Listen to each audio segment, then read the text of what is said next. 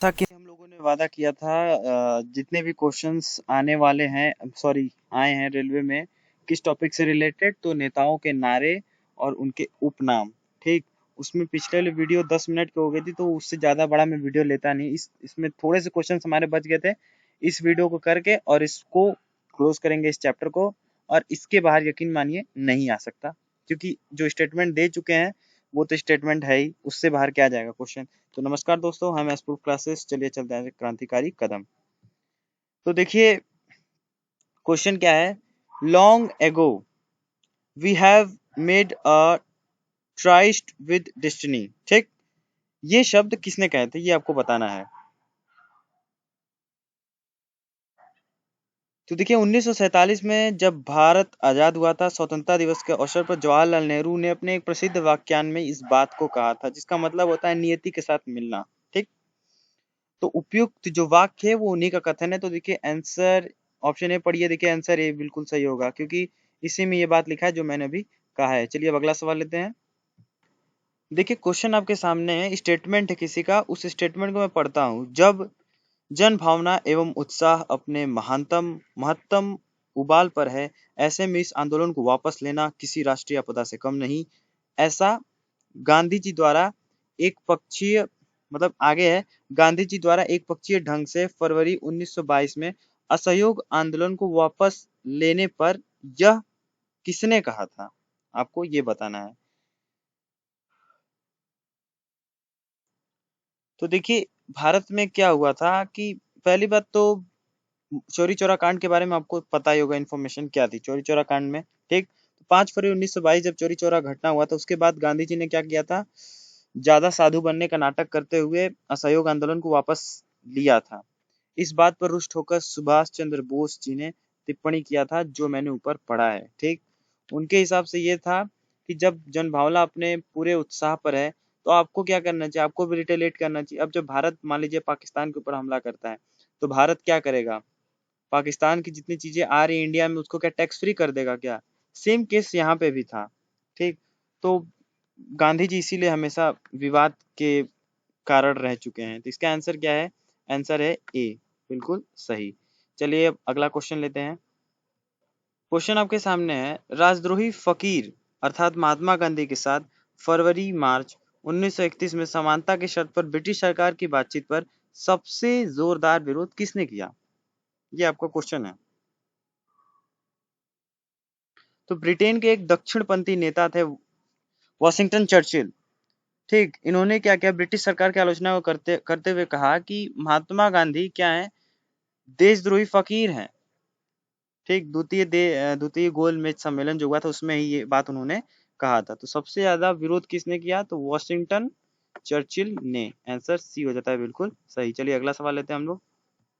Question क्या है आपके सामने, देखिए अर्धनग्न वस्त्रों में गांधी जी द्वारा वायसरॉय के महल में चढ़ना एवं ब्रिटिश साम्राज्य के नुमाइंदों से बराबरी की स्थिति में बैठकर अपना अधिकार मांगना एक शर्मनाक एवं मतली उत्पन्न करने वाली घटना है। ये वचन किसके थे, तो देखिए ये वचन भी किसके हैं, विंस्टन चर्चिल के ही हैं। द्वितीय गोल में सम्मेलन में गांधी जी द्वारा ब्रिटिश सरकार की बराबरी की स्थिति में वो बैठकर अपना अधिकार मांगना मांगना ये बात इनको जमी नहीं। और ये ऐसा इसलिए बोलते थे क्योंकि ये उस समय विपक्ष के नेता थे। ठीक, ब्रिटेन में वो विपक्ष के नेता थे, इसलिए ऐसा बात वो बोलते थे। तो आंसर सी इसका बिल्कुल सही हो जाता है। चलिए अगला सवाल लेते हैं।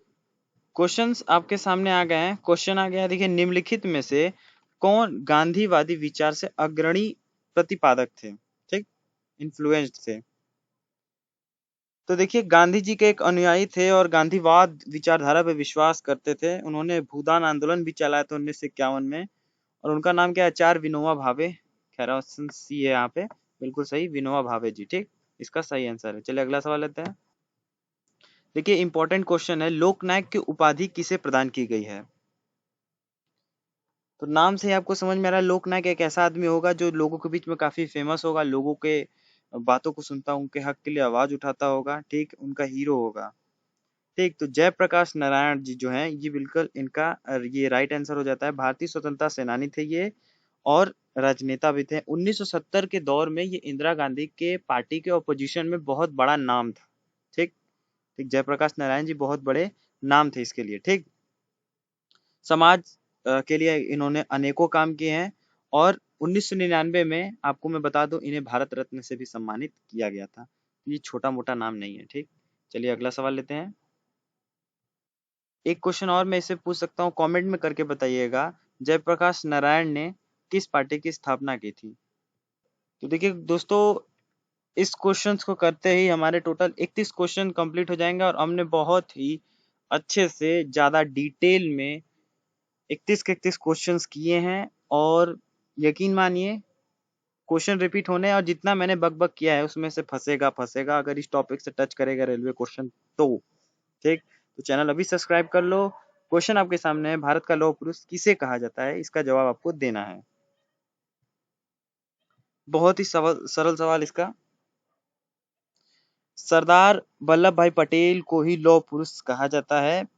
इन्होंने क्या किया था? इंडिया को यूनिट किया था, एक किया था। ठीक, क्या थी कि देसी रियासतें उस वक्त जब अंग्रेज यहाँ से छोड़ के गए थे तो जो ब्रिटिशर्स जितने भाग पे कब्जा किए थे वो तो इंडियन गवर्नमेंट ने ले लिया। अब बचता है वो जो रियासतें बची थी, देसी रियासतें जिनके ऊपर कब्जा नहीं किया गया था अंग्रेजों के द्वारा, उनको देश में मिलाना खेल नहीं था बच्चों का। तो इसके लिए क्या किया गया कि लौह पुरुष यानी कि सरदार वल्लभ भाई पटेल को इनकी टीम को गठित किया गया। इनसे कहा गया कि आप जितनी भी देसी रियासतें हैं उनको अपने में मिलाइए। इन्होंने किया। जूनागढ़, मैटर कहाँ पे फंसा था? जूनागढ़, जम्मू कश्मीर, ठीक है, ऐसे जो जगह थे, यहाँ पे हैदराबाद।